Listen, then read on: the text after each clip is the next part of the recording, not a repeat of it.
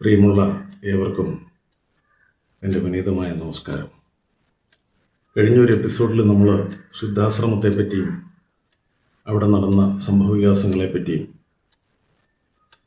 ശ്രീകൃഷ്ണഭഗ്നിമാരും രാധയുമായിട്ടുള്ള സംഭാഷണങ്ങളും പരിചയപ്പെടലും എല്ലാം നമ്മൾ വിശദമായിട്ട് ചർച്ച ചെയ്തു.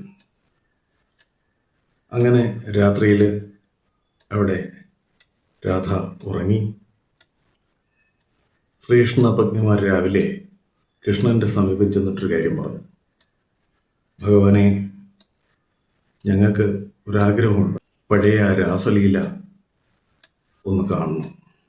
അതൊരാഗ്രഹമാണ്. ഇന്നാണെങ്കിൽ രാസേശ്വരിയായ രാധ ഇവിടെയുണ്ട്, അങ്ങും ഇവിടെയുണ്ട്, ഗോപികമാരും ഇവിടെയുണ്ട്, ഗോപന്മാരും ഇവിടെയുണ്ട്. നമ്മൾ 16,108 ഭാര്യമാരും അങ്ങയോടൊപ്പം ഉണ്ട്.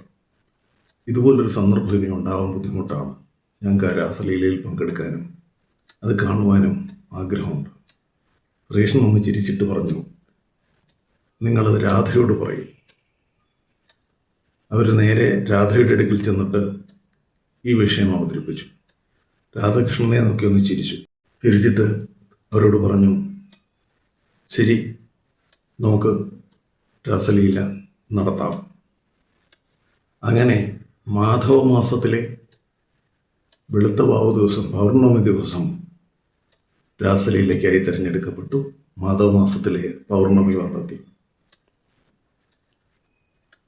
ഗോപികമാരും രാധയും 16,108 കൃഷ്ണഭഗ്നിമാരും ശ്രീകൃഷ്ണനും ചേർന്ന് രാസലീല ആരംഭിച്ചു. ഇത്രയും ഗോപികമാരുടെയും ഭാര്യമാരുടെയും ഇടയ്ക്ക് 2 പേരുടെ ഇടയ്ക്ക് ഒരു കൃഷ്ണൻ വച്ച് കൃഷ്ണൻ അവതരിച്ചു. കൃഷ്ണൻ്റെ പാട്ടും ഓടക്കുഴൽ വിളിയും നൃത്തവും രാധയുമായിട്ടുള്ള രാസലീലയും മറ്റു ഗോപസ്ത്രീകളുമായിട്ടുള്ള രാസലീലകളും സ്വഭഗ്നിമാരുമായിട്ടുള്ള രാസലീലകളും എല്ലാവരും അങ്ങോട്ടും ഇങ്ങോട്ടും കണ്ട് ആസ്വദിച്ചു. നേരം വെളുക്കുവോളം വലിയ നൃത്തവും രാസകേളികളും നടന്നു. നേരം വെളുപ്പായപ്പോൾ അതെല്ലാം അവസാനിച്ചപ്പോൾ കൃഷ്ണഭഗ്നിമാർ രുക്മിണി സമേതം കൃഷ്ണനോടും രാധയോടും പറഞ്ഞു, ഞങ്ങൾക്ക് വളരെ അത്ഭുതകരമായ ഈ കാര്യം കാണുവാനുള്ളൊരവസരമുണ്ടായി. ഇത് ലോകത്തിലെ ഏറ്റവും വലിയ ഭാഗ്യമാണെന്ന് നമ്മൾ കരുതുന്നു.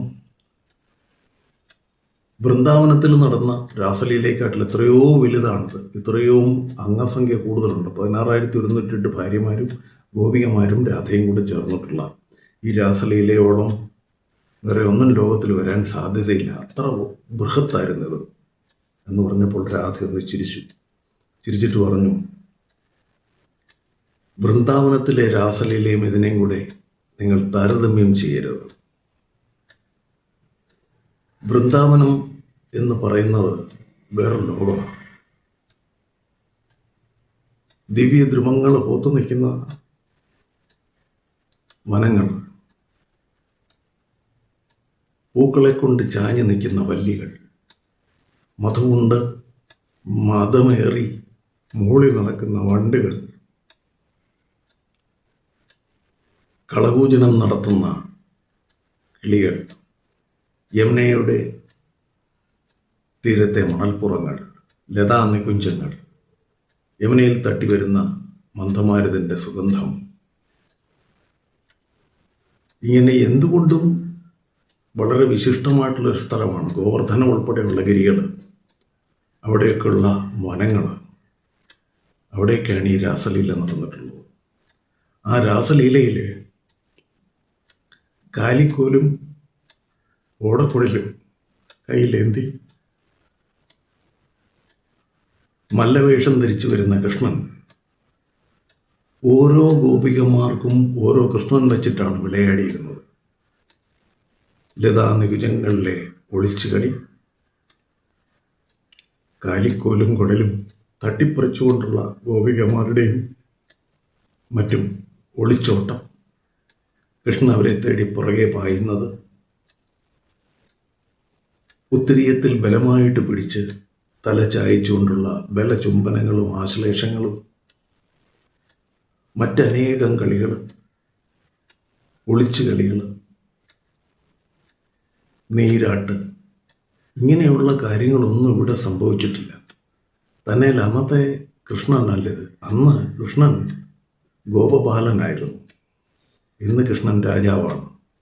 അന്ന് കൃഷ്ണൻ വിവാഹം കഴിച്ചിരുന്നില്ല. ഇന്ന് കൃഷ്ണൻ നിങ്ങളുടെ ഭർത്താവാണ്. അന്ന് ഗോപികമാരും കൃഷ്ണനും മാത്രമേ ഉള്ളൂ.